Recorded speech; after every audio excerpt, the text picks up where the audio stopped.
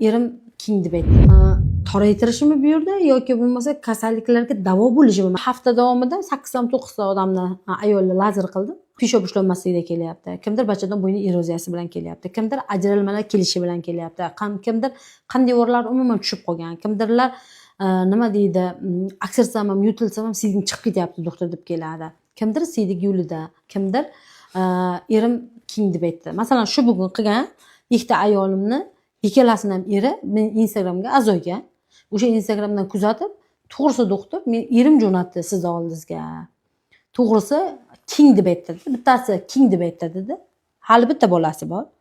Bittalari bo'lsa, to'g'risini aytsam doktor, uyalaman. Hattoki erim bilan yotisham mayli, bunday yotib, bunday o'ngarilganimda yo turayotganimda deyapti.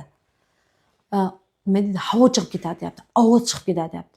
Ikkita bolam bor deyapti. Bolalarim, "Aya, nima qilyapsiz?" deb aytadi deydi. Shunday uyalganimdan, shunday majburligimdan keldim deb aytayapti. Tushunyapsizmi? Meni lekin asosiy maqsadim ayollardagi kasalliklarni davolash. O'sha kasalliklarni davolash natijasida qon yo'llaringizda tortishlar, torayishlar, yasharishlar, ya'ni yosharish paydo bo'ladi. Bekordan bekor lazer entim yoshartirish muolajasi deb aytilmaydimi?